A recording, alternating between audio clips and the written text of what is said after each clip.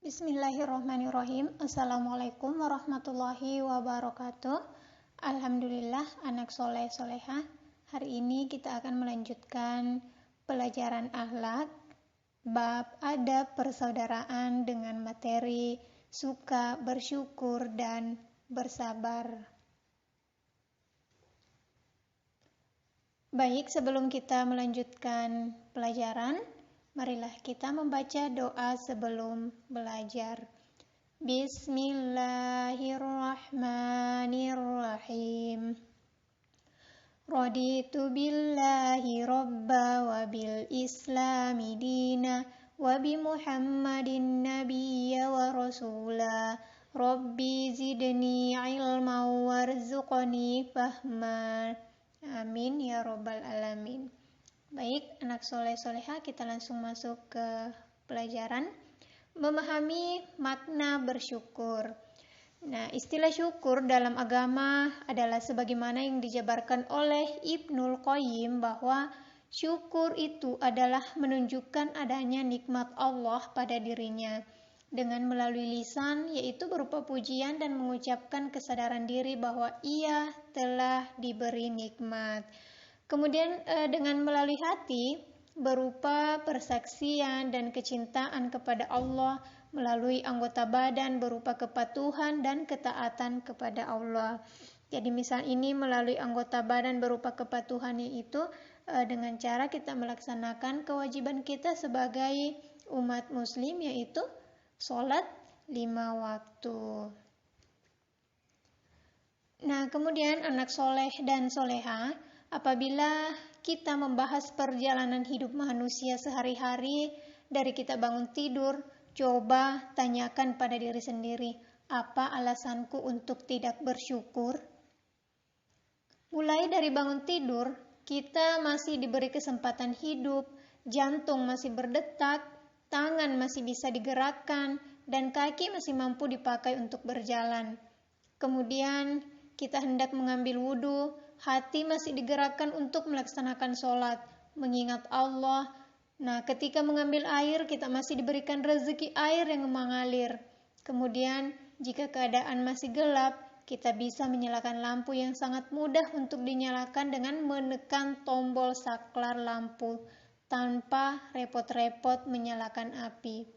Setelah itu, ketika mandi, kita mendapat rezeki air yang melimpah, memakai sabun, pasta gigi, dan sampo. Kita diberi rezeki untuk mampu mendapatkan itu semua. Selanjutnya, ketika kita mengenakan pakaian secara lengkap, bayangkan saja anak soleh soleha bila kita tidak memakai pakaian sama sekali. Kemudian kita makan. Nah, sekarang mari kita bicarakan nasi. Allah menurunkan hujan ke bumi ini, ke tempat yang Dia kehendaki, kemudian memberi sinar matahari yang sangat bermanfaat bagi bumi, sehingga tanah-tanah menjadi subur dan bisa digunakan sebagai tempat untuk menanam padi. Allah juga memberi kenikmatan bagi para petani untuk mengurus padi hingga menjadi besar. Kemudian Allah juga memberi rezeki kepada para pedagang agar bisa menyalurkan beras-beras itu kepada warung-warung dekat rumah kita.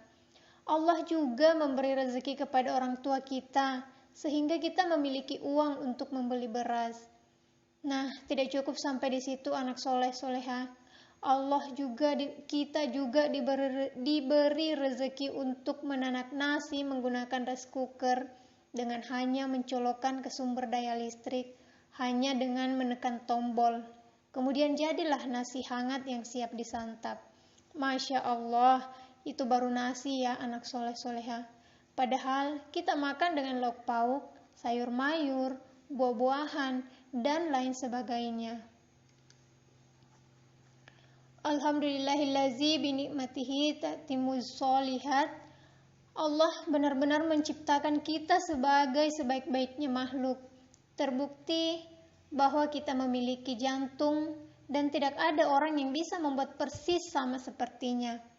Kita memiliki tangan, kaki, dan mata yang tidak akan mau kita tukar dengan harta dunia apapun. Tetapi mengapa kita selalu luput untuk mensyukuri nikmat yang Allah berikan selama ini? Nah, anak soleh-soleha, kita telah membahas sebagian aktivitas kita dari pagi sampai siang hari. Belum untuk satu hari dan belum untuk hari-hari sebelumnya yang sudah kita lewati dengan nikmat Allah yang begitu banyak. Terkadang kita hanya memikirkan, mengapa teman kita lebih cantik dari kita? Kenapa bukan kita yang cantik? Kenapa bukan kita yang mulus wajahnya? Kenapa bukan kita sih yang putih kulitnya dan yang matanya indah? Kenapa bukan aku sih yang naik mobil bagus? Kenapa bukan aku aja sih? Tanya lagi pada diri kita. Apa alasanku untuk tidak bersyukur? Ya. Rasulullah Shallallahu Alaihi Wasallam bersabda, lihatlah kepada orang-orang yang lebih rendah daripada kalian, dan janganlah kalian melihat kepada orang-orang yang berada di atas kalian, karena yang demikian itu lebih patut bagi kalian supaya kalian tidak meremehkan nikmat Allah yang telah dianugerahkan kepada kalian. Hadis riwayat Bukhari Muslim.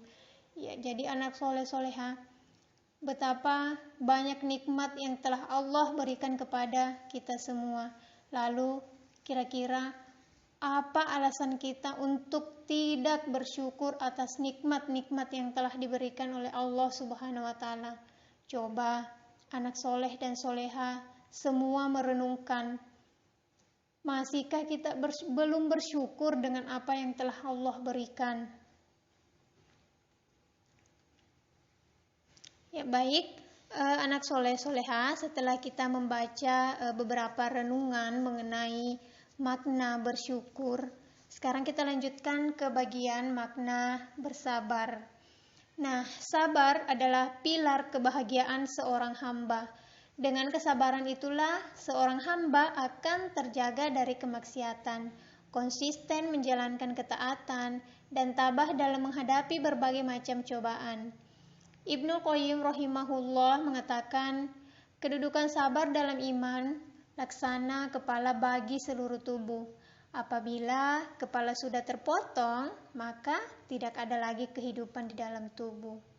Jadi kesabaran itu, kedudukan sabar atau kedudukan kesabaran itu dalam iman seperti kepala bagi seluruh tubuh. Jadi apabila kepala sudah terpotong, maka tidak ada lagi kehidupan di dalam tubuh kita.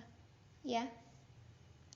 Kemudian anak soleh-soleha, Syekh Muhammad bin Shalih Al-Utsaimin rahimahullah berkata, sabar adalah meneguhkan diri dari menjalankan ketaatan kepada Allah, menahannya dari perbuatan maksiat kepada Allah, serta menjaganya dari perasaan dan sikap marah dalam menghadapi takdir Allah.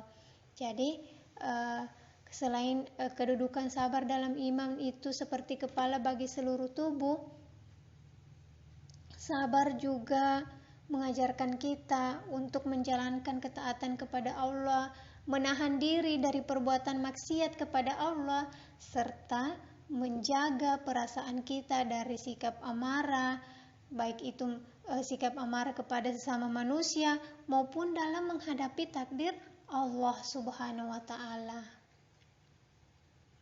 Nah, kemudian selanjutnya macam-macam sabar, ada 3. Yang pertama yaitu bersabar dalam menjalankan ketaatan kepada Allah Subhanahu wa Ta'ala. Kemudian bersabar untuk tidak melakukan hal-hal yang diharamkan oleh Allah Subhanahu wa Ta'ala, dan bersabar dalam menghadapi takdir Allah yang dialaminya berupa berbagai hal yang menyakitkan dan gangguan yang timbul di luar kekuasaan manusia ataupun yang berasal dari orang lain. Masya Allah. Jadi itulah macam-macam sabar, yaitu bersabar ketika kita menjalankan ketaatan kepada Allah, ketika kita ingin menghindar diri dari hal-hal yang diharamkan oleh Allah, ya. Jadi itu semua kuncinya adalah sabar. Kemudian selanjutnya sabar dalam menuntut ilmu Syaikh Nu'man mengatakan bahwa betapa banyak gangguan yang harus dihadapi oleh seseorang yang berusaha menuntut ilmu. Maka dia harus bersabar untuk menahan lapar, kekurangan harta, jauh dari keluarga dan tanah airnya, sehingga dia harus bersabar dalam upaya menimba ilmu dengan cara menghadiri pengajian-pengajian, mencatat dan memperhatikan penjelasan serta mengulang-ulang pelajaran dan lain sebagainya. Nah, semoga Allah merahmati Yahya bin Abi Katsir yang pernah mengatakan bahwa ilmu itu tidak akan didapatkan dengan banyak mengistirahatkan badan. Sebagaimana tercantum dalam Sahih Imam Muslim, terkadang seseorang harus menerima gangguan dari orang-orang yang terdekat darinya, apalagi orang lain yang hubungannya jauh darinya, hanya karena kegiatan menuntut ilmu. Tidak ada yang bisa bertahan kecuali orang-orang yang mendapatkan anugerah ketegaran dari Allah Subhanahu wa Ta'ala. Masya Allah. Jadi, tidak hanya kita diberikan kesabaran dalam menghadapi takdir-takdir Allah, dalam menghadapi ujian-ujian yang diberikan oleh Allah, tapi kita juga diberikan kesabaran dalam menuntut ilmu. Misalnya anak soleh-soleha yang sekolah dari pagi sampai siang. Nah, kadang harus menahan lapar, kadang harus jauh dari keluarga, ya. Belum lagi ketika kekurangan harta, mau membeli buku tapi uangnya tidak mencukupi, ya seperti itu. Jadi betapa banyak yang harus kita syukuri, betapa banyak yang harus kita sabari dalam kehidupan kita. Baik anak soleh-soleha, jadi itulah penjelasan singkat dari Umi. Mudah-mudahan dapat dipahami. Terima kasih dan tetap semangat belajar di rumah. Wassalamualaikum warahmatullahi wabarakatuh. Bismillahirrahmanirrahim. Assalamualaikum warahmatullahi wabarakatuh. Alhamdulillah.